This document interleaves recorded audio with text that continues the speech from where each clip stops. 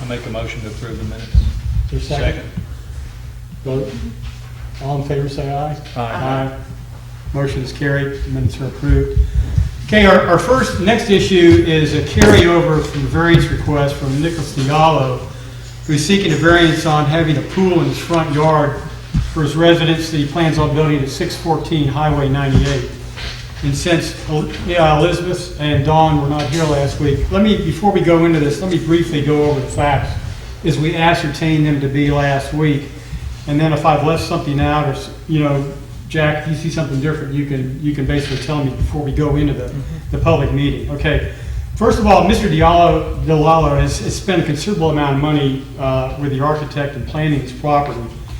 And when he went in to have a building permit, he was told that he couldn't build it because there was a pool in the front yard.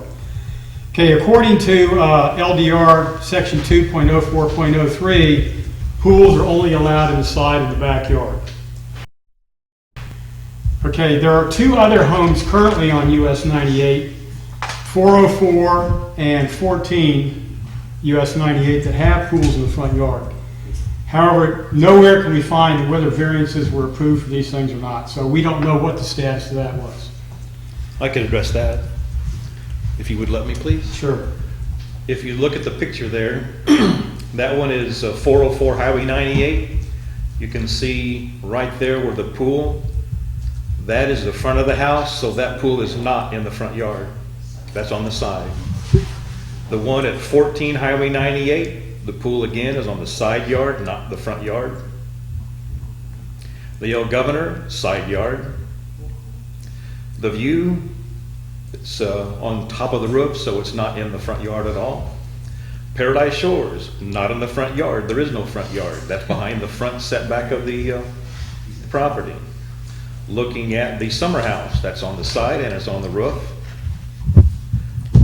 If you would look at this one, this is a 9-unit condominium, and that does have a pool in the front yard, and that was given a variance back in 2001. So that is the only instance where we have a pool in the front yard, and that is a commercial property. We have no residential properties at all with pools in the front yard. Okay, but the one with what was the property with the pool on the roof? Summer House has one and the View has one. Okay. The petitioner basically had two arguments. One, he says that the pool was not in his front yard, but in his backyard. However, LDR section 3.01-.03, section A1, subsection A1 basically says that when the residence is located on a main artery, that main artery is considered the front yard, or should be the front yard. The second argument was that it's not an accessory structure because it's attached to the house because it's elevated and it's all one thing. Therefore, it doesn't fall under accessory buildings, LDR section 2.04, and therefore he doesn't need a variance for it. I know a lot of this is open to interpretation, so I went ahead myself and looked it up, and the LDR section 3.01.03-A1,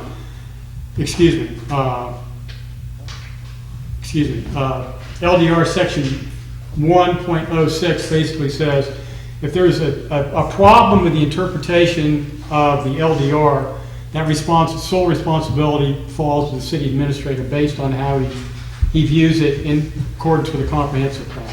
So if there's an argument somewhere around, basically it falls, as I interpret the LDR, to fall in the city administrator's interpretation of the LDR.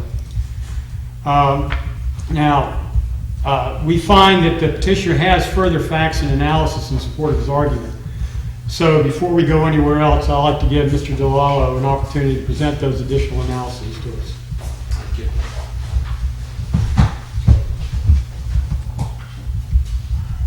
Good evening. Is this on? Yep, okay, because last time you couldn't hear me. I'm still with the argument that it is not accessory building because of the connection to the house. A lot of people are here that were not here before. I don't know if you want me to go and reiterate all that, which I prefer not to, but my main thing is where the pool is attached. I sent you guys some letters from the engineer and from the architect of how that is designed and connected all to the house in one piece. I don't know if you have that letter in front of you guys or not. We had it. Okay. We need to read it. No, that's not necessary. We've had an opportunity to review it. Okay. The engineers have stated that it is all intertwined. The way it has to be tied in together is all, I guess, the same way they did Summer House, the view, it being up top like that, it doesn't seem to get a special pool permit. It just was a building permit all at one time. That's how I interpret it. I had to go through all the building plans of those 14, 404, 780. I went through all those places to see about how their pools were done. 2 of them did receive separate pool permits, and 3 of them were built all at the same time. Just got a building permit and the pool was included. One of my other arguments is that the building inspector, which is Bo Creel for the City of Mexico Beach, has actually stated to Mel that it is not in the front yard. I don't know his exact words to him because I wasn't there, but I know that it's not part of my front yard. I told you guys that I changed my address to Oleander Avenue because in 1991, that's what it was. It was Oleander Avenue. And then in whatever it was, 2000 at some point, it was changed to all Highway 98 for whatever reason. Those addresses changed to 98, I don't know. But they were. And even if it is the front yard as interpreted by the setbacks, 20 feet from my setback line is required for a setback from the front of the property line to where the building starts. The construction of my second-story pool, whatever you want to call that, starts at 20 feet. So that's my yard, and there's nothing in it. The front yard is empty. When we start the construction, where I'm allowed to build, that's where it starts. So I'm at the argument again that it's not my front yard. As for a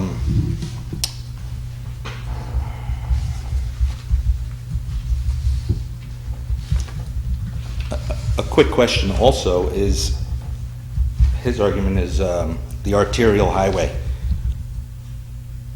When Gulf Highway comes in the back way, technically 98 would not be the arterial highway anymore.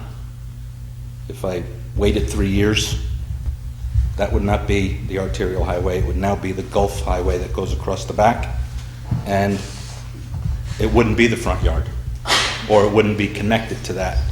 There are houses, for whatever reason, they were all Oleander and now they were changed. I don't know that, but that's something I have to raise. You know, I have to address it.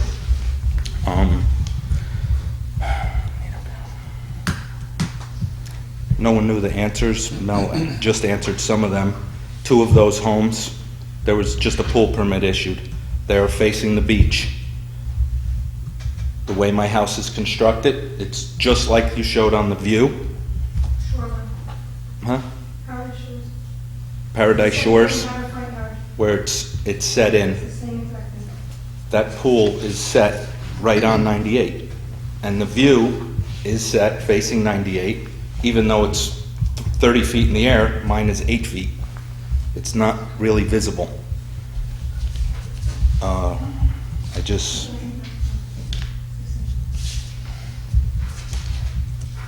I just don't want to go through all those things that we did, but my main concern and argument is still 204, that it is a part of the structure. And Mel said that it is not, because an enclosure, which he said is like this, but an enclosure, according to the plans here,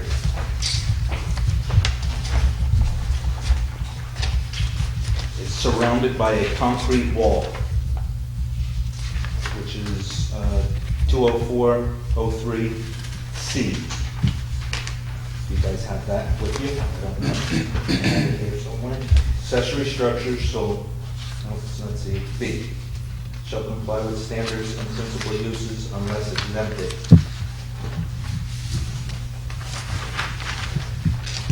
Residential low density, allowable accessory structures by land and use districts.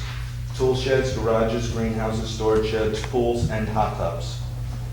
So a pool is an accessory structure unless it's connected to the house, then it becomes exempt under 20403. If you guys feel that I need a variance and that argument doesn't stick, then I guess we have to apply for a variance. You guys gave one to 704 Highway 98, which was the one that he showed at the cable TV place. It's 9 individual homes. They fall under low density as residences. And that had 2 parking spaces, and you guys gave them a pool and allowed it to go down to 1.77 worth of parking spaces. So there's a pool facing the water, and it was allowed. I'd like to know why mine can't be. Do you have anything further? No. Let me open it for public discussion. If anybody wants to come up and speak, when you come up, would you please give your name and your address? Yes, ma'am.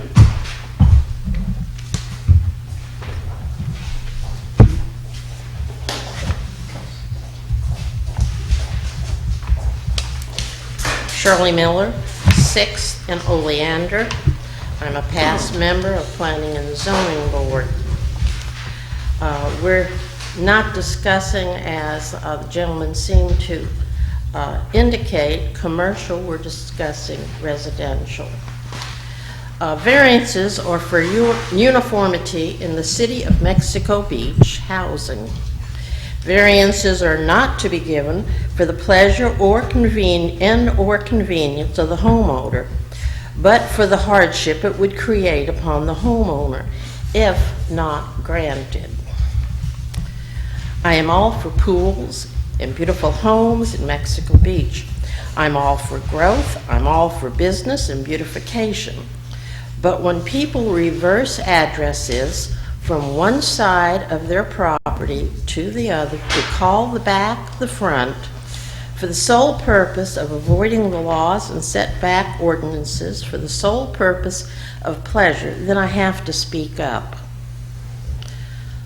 On Oleander, commonly known as the alley to the people in our area, there is not one other home on 98 or the Gulf side that faces the alley in Oleander. Let me repeat that. There is not, at this time, one other home facing its front door on the alley, or Oleander. Sorry, I call it the alley. We have some half lots, and we have a 4th lot, but none face it. All the other houses and homes on the far side of Oleander face the Gulf. I can understand wanting to have a pool facing the Gulf. It just sounds lovely. But if Shirley Miller must obey the rules, then surely someone else who is capable of having attorneys and status in the community to get their own way would still want to obey the laws and ordinances put in place after long, hard debates of both the City Council and the Planning and Zoning Board on what's best for Mexico Beach in the long run. Thank you very much. Please vote no on any ordinances that may come up from discussing this. Thank you. Thank you, ma'am. Sir?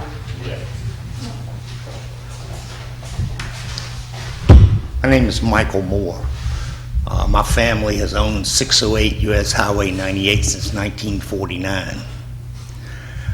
We were down here when there was a skating rink, before there was a first pier, before there was a surf drive-in, and before there was ever an Oleander. The property that Ms. Diallo is talking about has always been 98 property.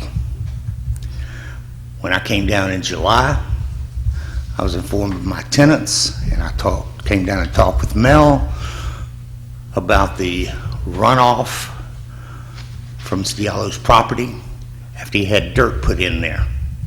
After the city of Mexico Beach had allegedly gone down and told him he couldn't do that because he didn't have a permit. Now I've come down to tell you I do not want a swimming pool next to me. It's a hideous thought to think that this beach would have swimming pools in a front yard 150 feet away from the Gulf of Mexico.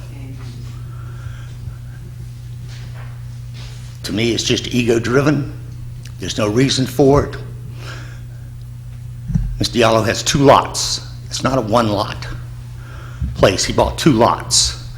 So he has room to put a pool on the side of the house or even in the back of the house. My other concern is once that pool gets built, if it does, and I hope it does not, I'm going to have runoff problems, which in turn then I'll have to get my attorneys to sue him to have it corrected. And this is something we don't need. Progress in Mexico Beach is a wonderful thing. But if we have progress like they had over in Panama City, then you're going to turn this place from a family beach into a thug beach. And this is absolutely ridiculous to think that you need a swimming pool in your front yard, especially down here at Mexico Beach.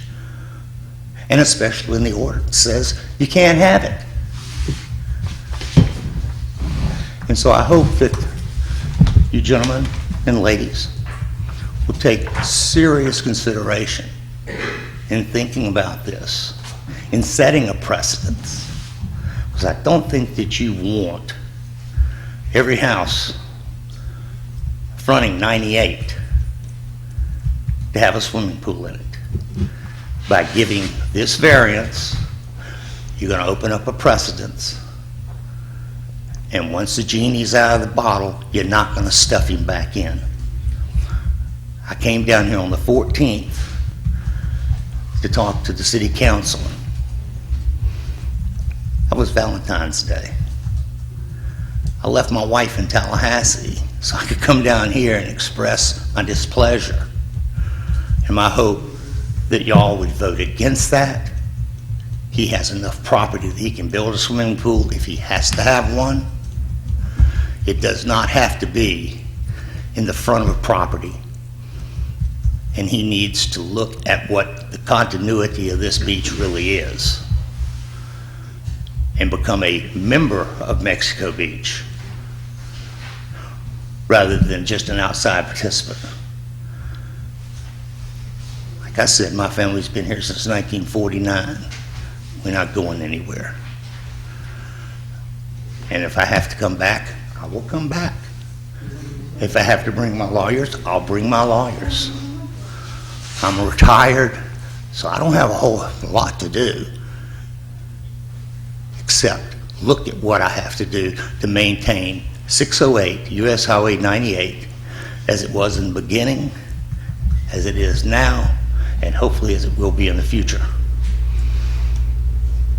I ask you to vote no so that this beach can continue to grow, continue to prosper, and not end up like other beachfront properties in cities on the Gulf Coast. I ask you to vote no. Thanks, sir. Could I Yes, ask- sir. could I ask him a question? Does this gentleman live in Mexico Beach or just owns property? No, I live down here. Do you live here now? No, I live in Tallahassee. You live in Tallahassee. You don't even live in the city. Doesn't make a difference, that's fine. I live here. 1949.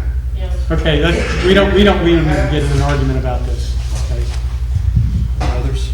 Anyone else? Yes, sir. Quick question, rebuttal actually. There's, I'm responsible for my own water runoff, and we've already done that with the engineer, so he's not going to have any issues with water runoff. And if he could, bring up that one house, 404 or 14. Actually, I wouldn't mind you bringing up the letter from the Bay County Building Department. So this is the side you're stating. So if I add over that bedroom to the right, if I come out and enclose that, then that pool will be on the side of the house. Is that correct? For the record? Build a permanent structure over the pool that becomes part of the house. To the right, like it shows here. He extended his house out, and his pool is on the left side. I have 25 more feet to add to the front of that bedroom. So then that pool would be on the side of my house, would it not? We're not here to debate that. We're here to debate the variance.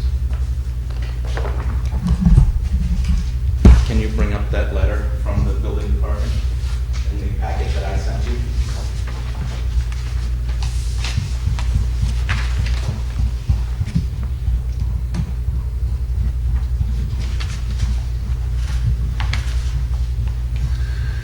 I'm getting there, I'm close.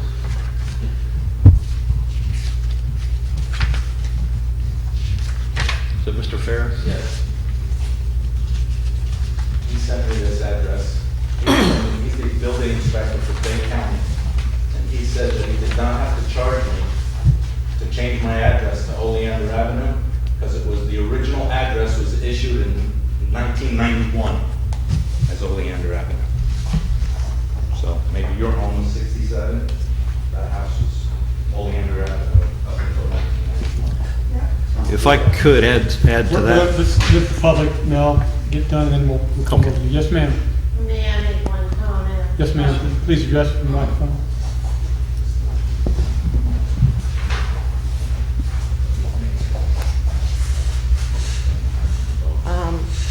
Shirley Miller again. I have lived for over 20 years off of Oleander and 6th. I am to the back and to the east of the property in discussion. The house that was torn down had been there for many, many years, and I will testify that that house, the back side, was on Oleander, not the front. Thank you. I want to say something. Yes, ma'am.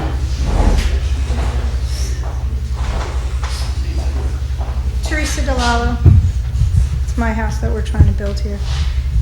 What I don't understand is she's saying that the back of the house was on Oleander. The only way to get into that house is from Oleander. There is no driveway in the front of that house. There never was a driveway in the front of that house. The door to that house was in the back. Actually, the front of that house was on Oleander. You came in that way. In the other side of the house, there were sliding doors. You don't use your sliding doors. You can't get in from the outside from a sliding door. So the front of the house was on Oleander. Yes, I understand your ulterior road. I understand you're saying 98's an ulterior road, but we're in the setback. We're 20 feet off of 98. That whole yard is going to be beautiful with landscape and grass and trees and whatever. It's going to look beautiful. You're not even going to know that the pool is there. The pool starts at the house line. You're building the pool up, and there's going to be a wall. It's a concrete wall that's holding the structure up that's going to be there whether the pool is there or not. The deck is going to be there regardless. So if that deck is okay to be there 20 feet back from the road and our yard's there, that means that nobody walking down the street can fall into the pool and drown. It's going to be not accessible from that side of the house. The only way to get into the house is from Oleander Avenue. There's going to be sliding doors. There's going to be no way to get in the house. You're saying it's going to affect the beach. The beach is across the street and down 20 feet. It's not going to affect the beach. It's going to affect the ambiance of the beach.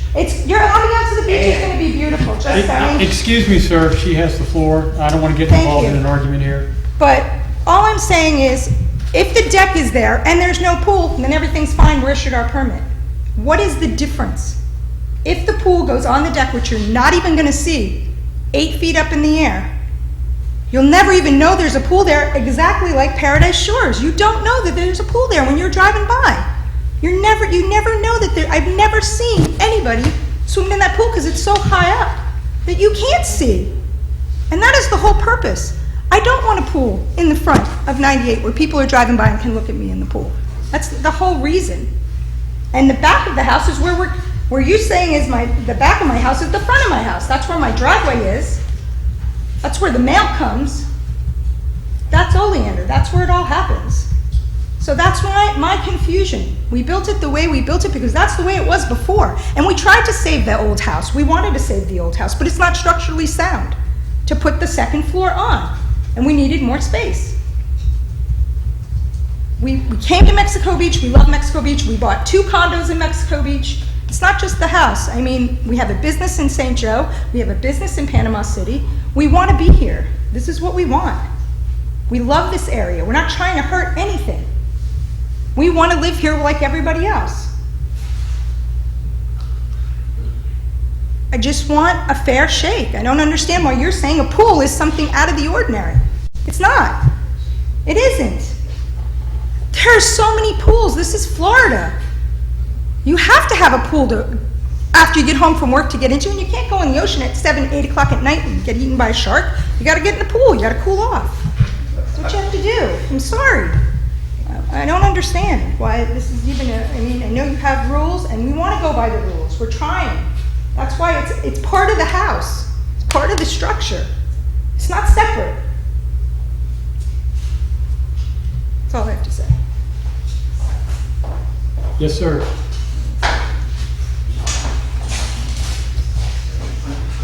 My house was built and was standing there when the lady of family from Mariana bought the property from Mr. Fortner in the 60s.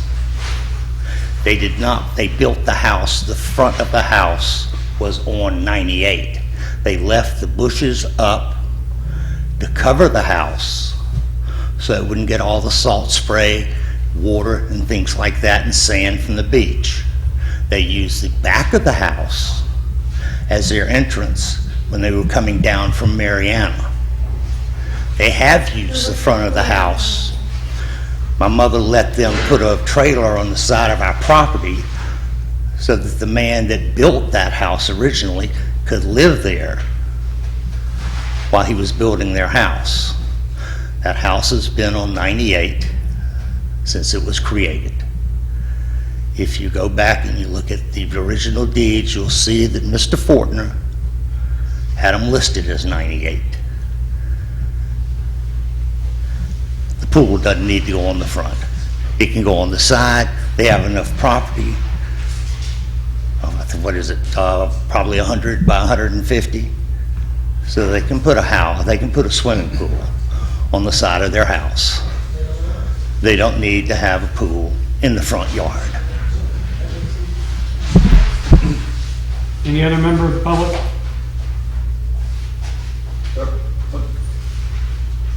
Mel, you have something you'd like to add? A couple things. To answer the question about changing the address from Oleander to 98, now back to Oleander at no charge.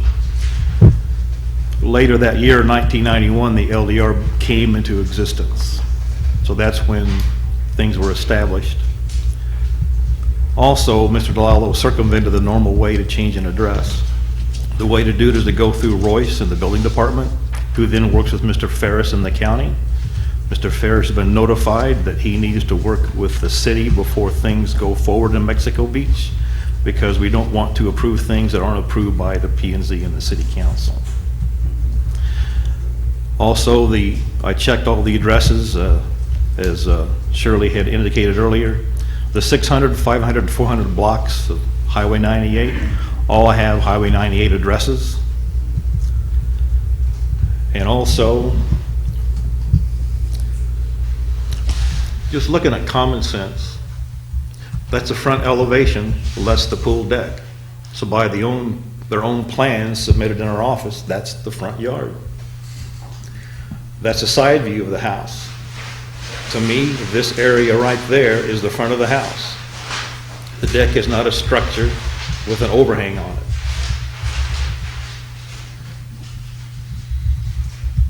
If you look at this, that's the foundation plan from his own plans. And as you can see, the pool is not connected to the house. So we maintain that's still the front yard.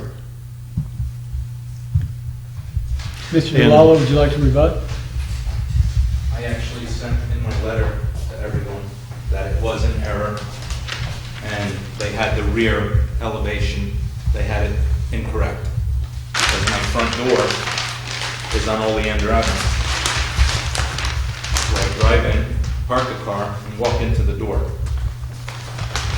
So I had the architect change it because, just for that reason, like he pointed out, it was incorrect when I first did it to you guys. And I never noticed it until that time. But I can't drive up to my house here and scale this wall to get into my house. So I had it corrected. And I didn't circumvent Royce. I called the post office and they told me that I needed to call 911 services. And that is the guy, Ron Ferris. Okay, let me open it now for deliberation by the board. Comments from the board? Your thoughts? Jack? Yeah, I actually made a motion to grant the variance the last meeting, and it died for lack of a second. The way I view it, this, and I understand the LDR does not currently allow for pools in the front yard. To me, this does not appear to be a part of the front yard. It appears to be a part of the house. The pool at 404 appears to be more a part of the front yard. I see tonight that it's been called the side yard, but it's visible from the road. That's the way I look at this, at 8 feet up. So yes, it's against the LDR, but I believe that it's a part of the home, not the yard. That's the reason that I made the request that I did, the motion that I did. So Elizabeth, that- your thoughts? I think I agree with that. Don? Mel, you mentioned that the pool is not, you're talking about the foundation is not physically attached to the foundation of the house, is that correct? Other than by other wooden construction, I guess we said. What were you- Mike, there is a foundation that snakes towards that decorative stone wall that looks very nice. But that's just a single foundation going out to no man's land. It's not a foundation for the house itself. And what, I guess I'm not clear, how is this pool going to be constructed if it's up in the air? Is it a gunite concrete pool that has a foundation coming down, or is it a liner pool that's being set in? I haven't really seen anything that it, That's something you'd have to, Yeah. Mr. DeLallo would have to answer. what is the construction of the pool? If you like, my engineer is here on another matter, and maybe he can clarify it for you of how it's. Well, I'm trying to establish how it's connected to the house. If it's a deck that has an insert pool suspended from it, that's not really connected to the house, but if it's connected by concrete and all that kind of stuff, that might make, I mean, this is just one aspect of it. And I didn't plan on speaking, but since I'm here. The foundation and the concrete wall, do you guys have the structural plans? Yes, On we sheet do. S1? We have elevations, I don't know how much construction plans we have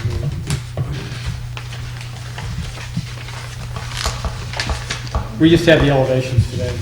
Okay, I can pass around if I need to. On the foundation plan, the continuous foundation, mat foundation, and as well as the concrete wall, that is the cast-in-place wall that's connected to the pool is connected to the house via rebar, and we have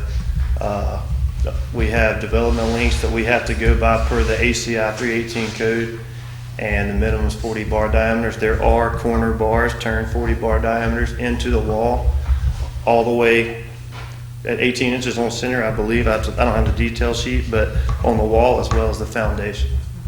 So there is a structural connection within that concrete cast-in-place wall to the CMU wall of the house with rebar and cast in place concrete.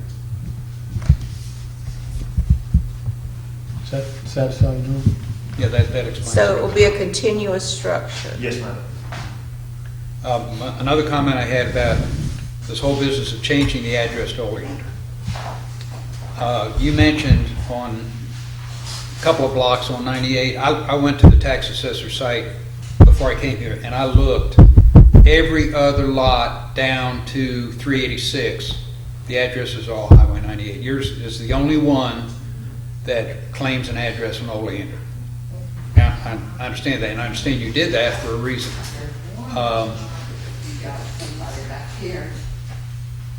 There's one that's got an address, I'm sure, for Oleander, and that's Betty Harwood.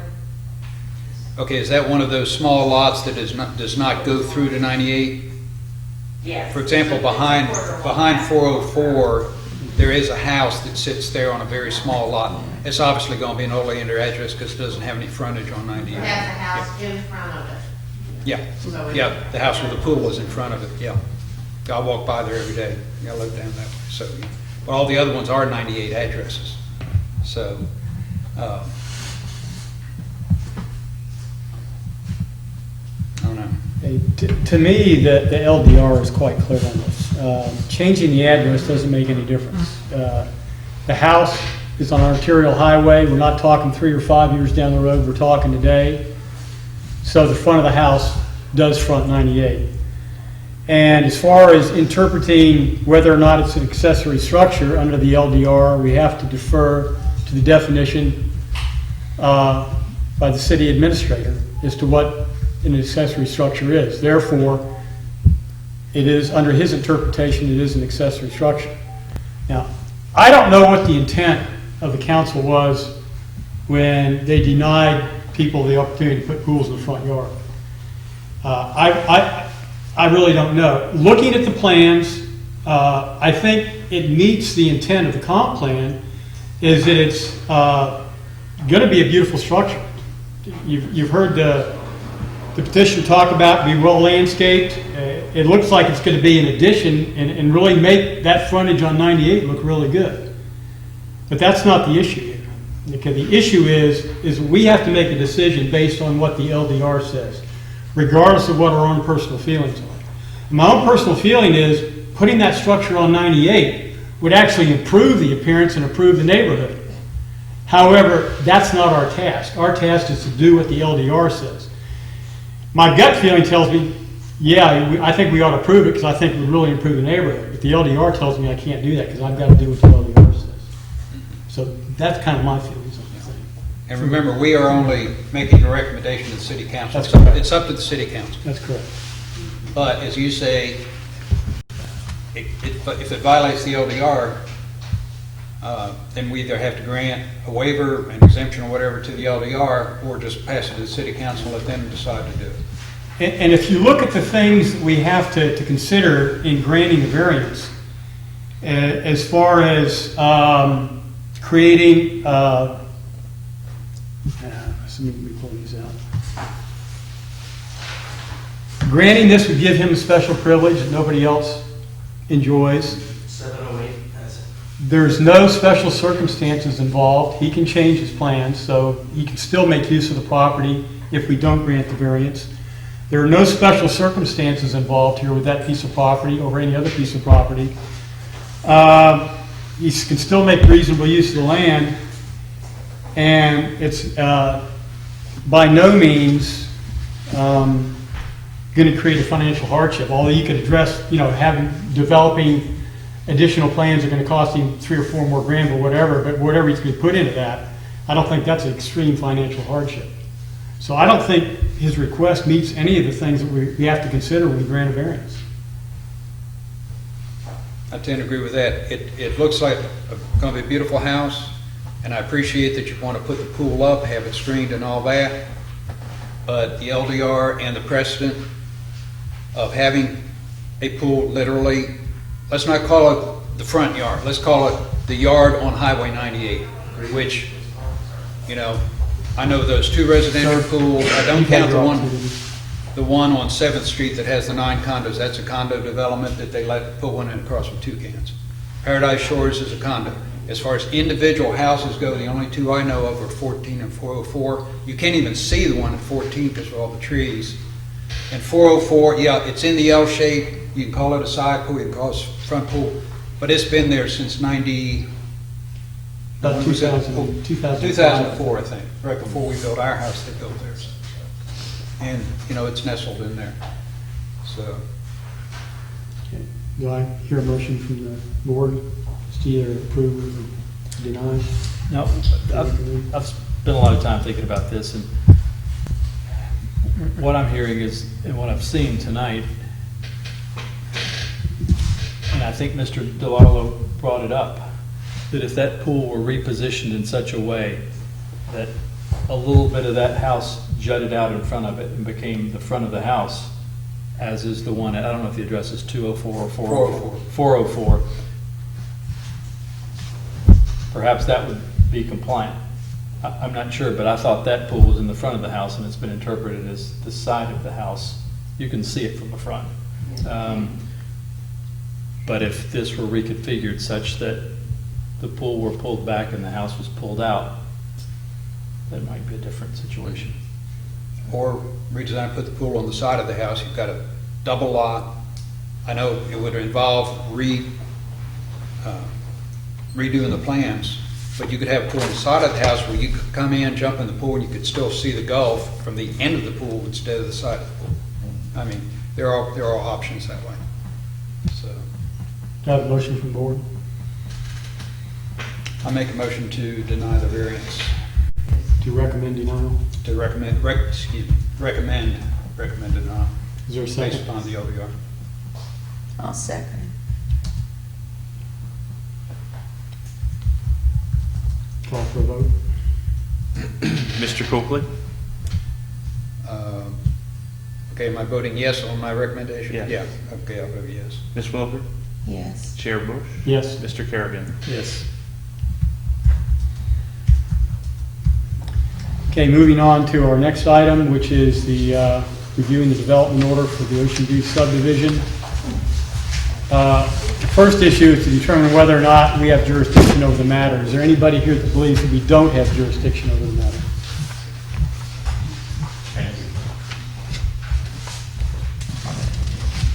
Do any member of the board here feels that they should be disqualified? We should excuse themselves from deliberation? Okay, the next issue is official notice of known information. And Mel, I'll turn it over to you for here. What you have to bring up? Sure. You see before you the application for the development order from Toucan's Restaurant LLC for an 11-unit subdivision with a pool house.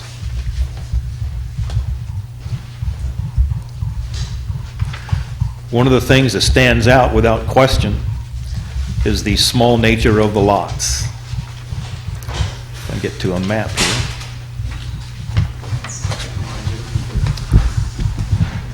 But if you look at section 3.01.00, letter B says specific requirements for residential development.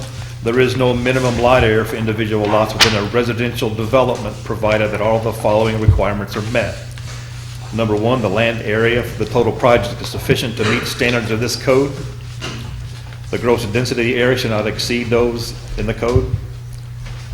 And the land is exclusive of individual lots to be conveyed in fee simple to ownership, and have a condominium association. And all those requirements will be met in this development. We've had it reviewed by a consultant for the City of Mexico Beach. And his letter, which is right there, I know that they reviewed this subdivision plan many, many times because it's been submitted, I know at least 4 times for review. There's been some changes each time, and they finally got it whittled down to where it meets the LDR.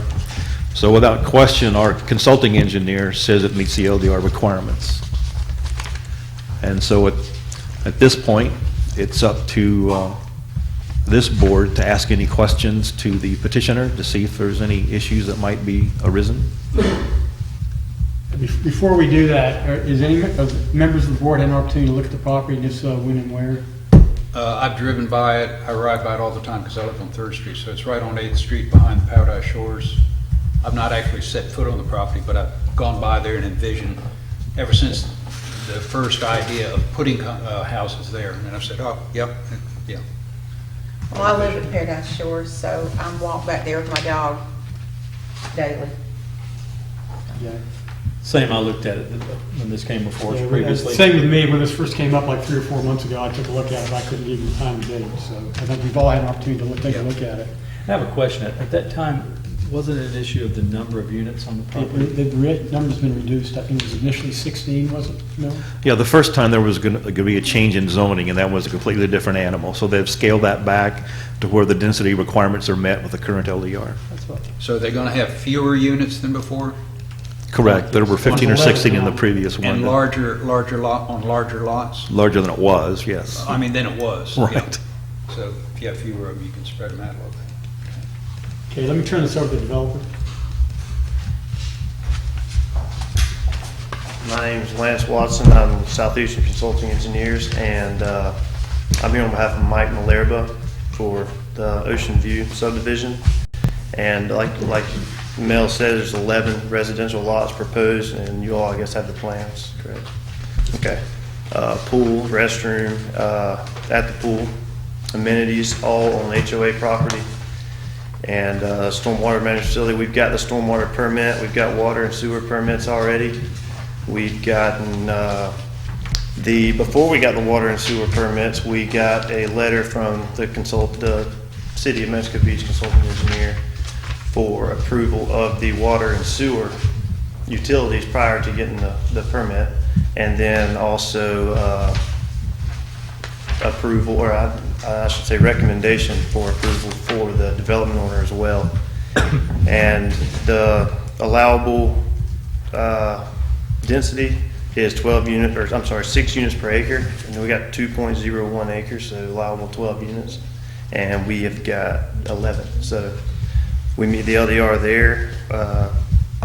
All of the state requirements, water, sewer, stormwater, all the other requirements for setbacks are met, as well as impervious area ratio, all the utilities, including electrical, water and sewer, like I said before, density.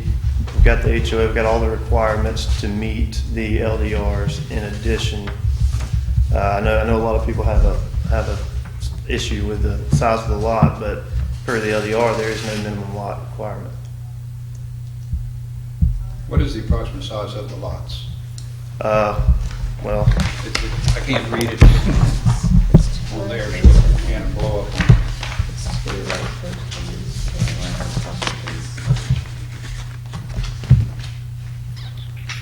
on on the site plan, on the engineering site plan, there's a few different a few basic dimensions, because in that package should also be a preliminary plat. So that will show all of the bearings and distances for every lot line. But there's one here that's 50 feet by 84 feet-ish, 83.3 feet. There's one that's 48 feet by 83.3 feet. Okay. So in that 45 to 50 foot width and then some length back? Right, there's between 40 and 50 feet wide, and between 83 and 95 feet deep. Actually, some are okay. Longer, What's the deeper than total that. of the entire area again, 2 and whatever acres, 2.01 acres. Oh, so basically 2 acres then. Okay. Yes, ma'am.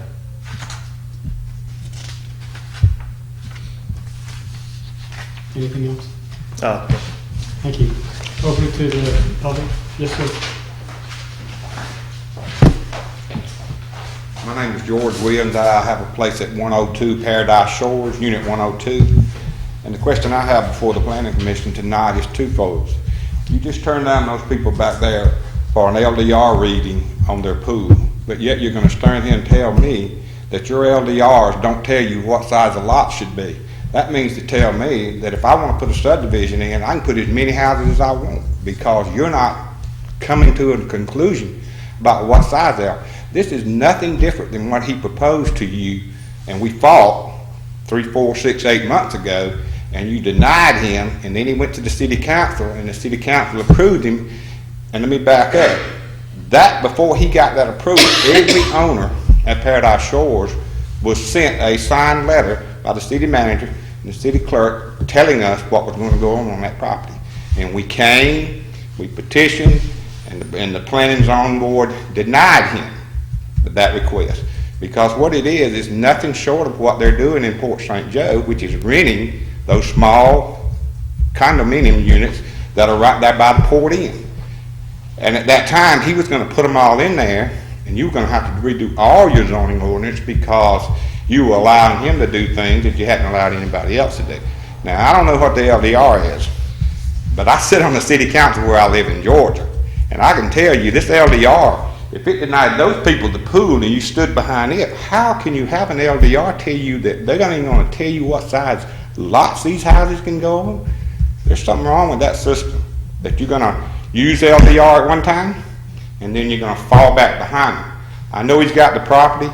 I know his intentions are good. We have several options that we look at. Is number one is the traffic, and number two is that Paradise Shores owns the beach exit right next to Toucans.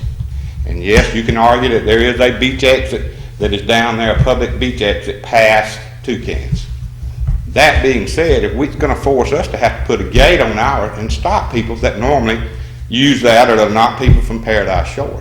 But the biggest thing I would say is this LDR thing, I mean, I don't know what it holds. I mean, one time you're using it, and then the next time it's not even good. You don't even know the sizes of the lots that he's putting in there. The amount of people that are going to be on those small lots, not good for the amount of traffic that's in there. So I would want a clear explanation of how LDR can, at one time, turn somebody down. The next time, it doesn't even give you enough information to decide what these own. I mean, let's go over to one of the subdivisions off of 13th Avenue. I promise you those lots are bigger. They have setbacks. He doesn't even have a setback. I mean, you're letting him develop a 2-acre property. He has no setbacks. I mean, because he's been told that the LDR doesn't have anything that helps you to say, no, sir, in a subdivision, your lot should be 50 by 200 or 200 by 100. So, I mean, there's a lot of iffy things there that need to be looked at. Yeah, go ahead. I'd like to kind of speak on that a little bit. First, it's not the same thing as was proposed before. The same thing that was, what was proposed before was a zoning change to try to get 16 units per these 2 acres. I want to say 8 units per acre is what they was going for, and that didn't pass, and for good reason. It did not meet the LDR, and there's no reason to change it. So now we are back in, or not back in, we're still in residential low density. You can't build however many houses you want. You have a density that you have to follow, which is 6 units per acre, which is over followed, because we are less than, we could put another one. Basically, I guess is what I'm saying. And we in order to try to get these lots a little bit bigger, we did that. There are setback requirements: 20 foot in the front, 7.5 in the side, 10 in the rear, 10 in the corners. And those are all met. Every individual lot is met by the LDR setbacks. Every individual lot has met the 40% maximum impervious area ratio. The entire subdivision has met, including the pool amenities and everything, which wasn't a requirement. We made sure we met that 40, and everything is taken care of per ERP, stormwater, DEP standards, and we have the stormwater permit to take care of all the runoff. And as far as increased traffic, there is no more increased traffic than what should have been anticipated with the density of this lot as residential low density. Thank you. Lisa?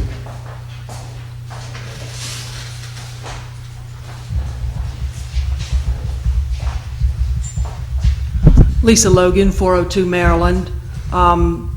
Three things. When you ask about the lot size, that answer was a bit disingenuous. If you'll look, he pointed out the larger of the lots, but you've got a couple of the lots that are, I can't figure out where I am here. Thank you. I've got a clear one if you want to look at it. 30. Okay, yes.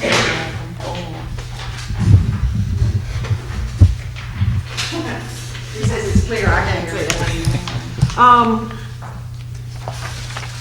39 feet, 39 feet, 39 feet, 39 feet wide. So, you know, they're not all 45 to 50 feet wide, so just keep that in mind. Second thing is, does Chris Forehand still work for Preble Rish? No. You can see by the letter he works for Panhandle Engineering. Well, that was going to be my question, because I did not know he had left the city's engineering firm of record, and I was wondering if there was a conflict of interest there. Not at all. Okay. The third thing is, this is a subdivision, as I understand it. It is being called a subdivision. Is that correct? Correct. If you look in the LDR under 3.07.00, and it talks about subdivisions, it says that no lot in the subdivision can be less than 10% of the median size of the lots in the neighborhood. Most of the lots in that neighborhood, which we're talking about on 8th Street there, and right off of Fortner, are 50 by 150 and 75 by 125. So you're way off of that 10% less.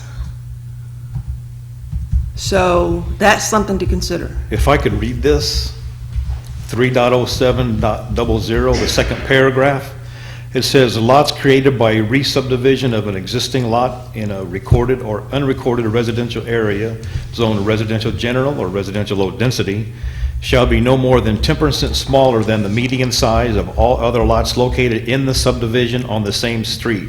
That does not mean outside the subdivision. That means No, it says in the neighborhood. I beg to differ. And the next word is or neighborhood. The neighborhood is still in that subdivision. No. No. So what I'm saying is, I disagree with Mel.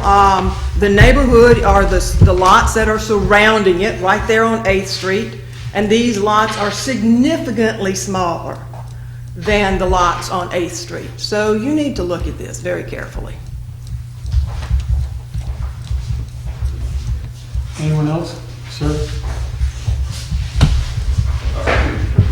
I was not aware of what she just released to you all, but that, I mean, I would tend to say that you can put a subdivision anywhere you want, and then you're only going to have one of the lots inside of that. I mean, this subdivision's coming into an area where there's single residential homes. And it's neighborhoods, so you would have to go back and look at the lots there next to it to say that 10%, those lots can only be 10%. If he was here asking for single family dwelling per the code of that district, we wouldn't be here. But what the amount of homes that they're trying to put in that small area is going to set a preference for you all to have to be someone's coming before you every time, and until you get that LDR straightened out as to what those lot size should be, you're just opening yourself up for lots more coming into those areas where he can get X amount of acres of land. 2 acres is all he's got, and put on as many houses as he wants. Literally, he could go back to his original plan, because you're saying that the LDR says there's no lot size that he has to put up there. So with that being said, he could be back at his 16 number. But I just think the LDR needs to be understood a little bit more. And I would question whether or not how you determine what a lot size can be inside of a subdivision.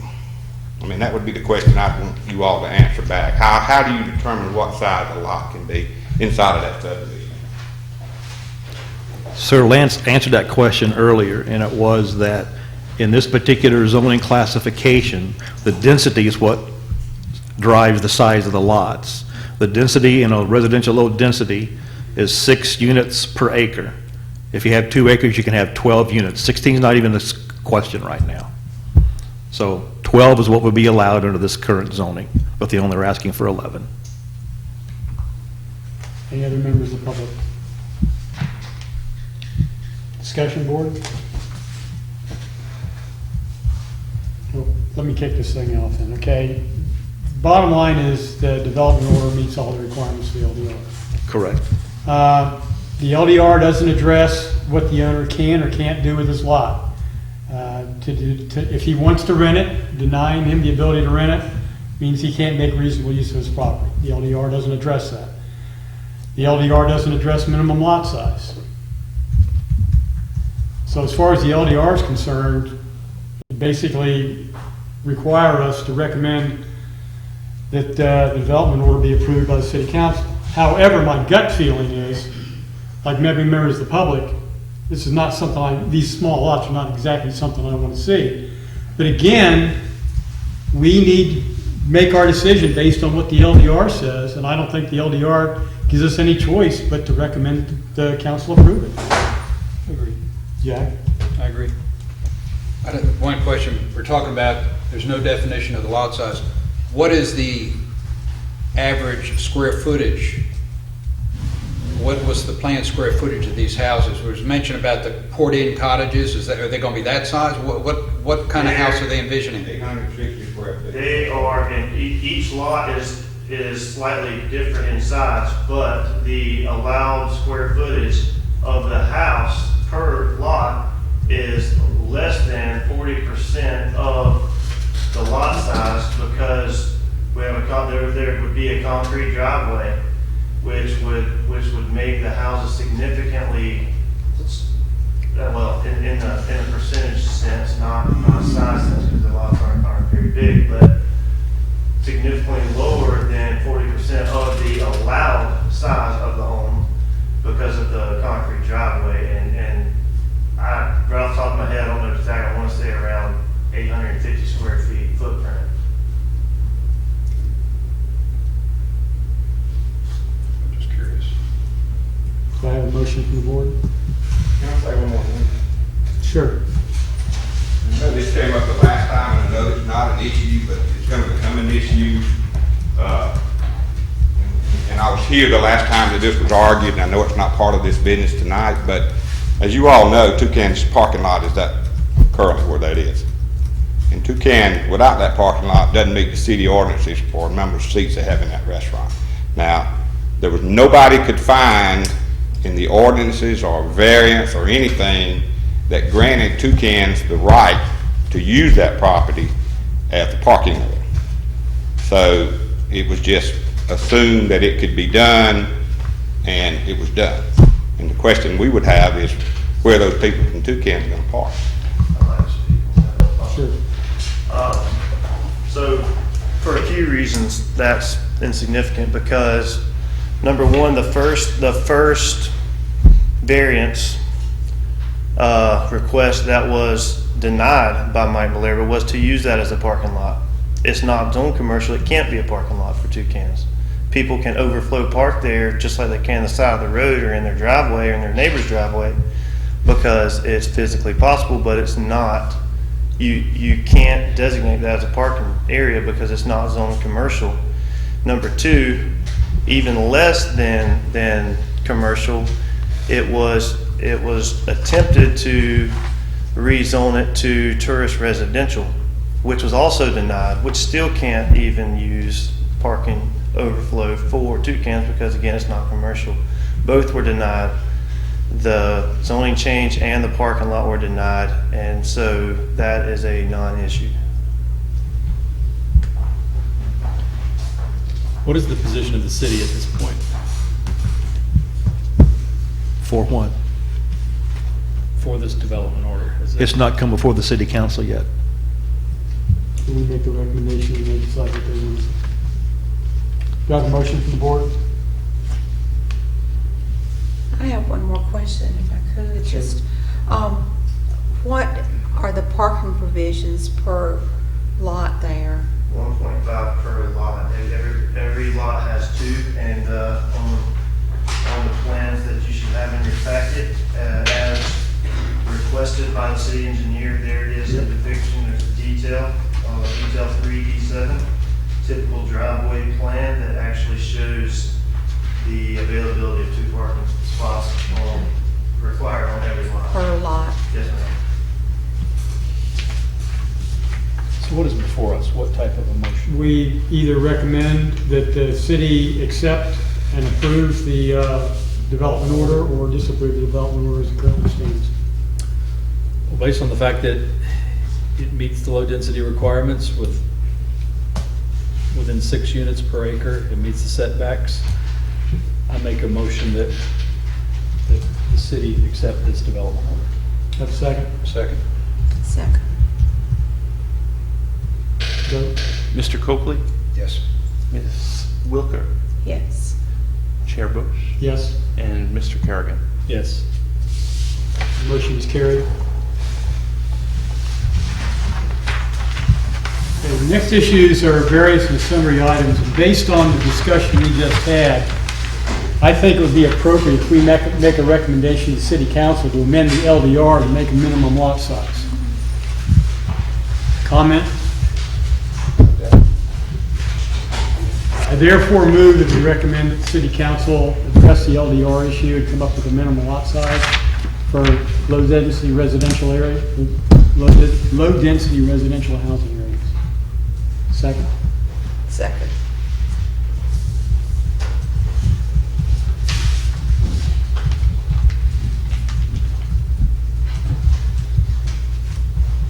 Call for a vote. Take the motion right first.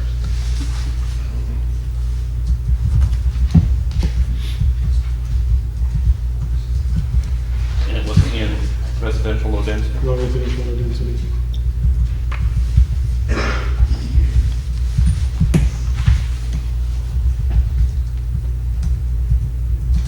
Mr. Copley? Yes.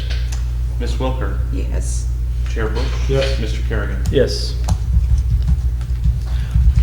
Also, sir, we have 2 items to discuss next month. We have a variance application that has come in recently, and we also need to discuss, now that our city council will probably pass a moratorium on medical marijuana, we need to start thinking about where to allow that when that moratorium is over. And it's not for discussion tonight, but if you would look at your LDR and maybe look at some of the requirements for alcohol and the placement of those type of things, that'd be a good starting point. Okay. That's all I have. Any other member of the board have further business? I have a motion to adjourn. Motion to adjourn. Second. All in favor? Aye. Aye. Opposed? Meeting is adjourned. Mel, I won't be here next month. Okay. Going on a cruise.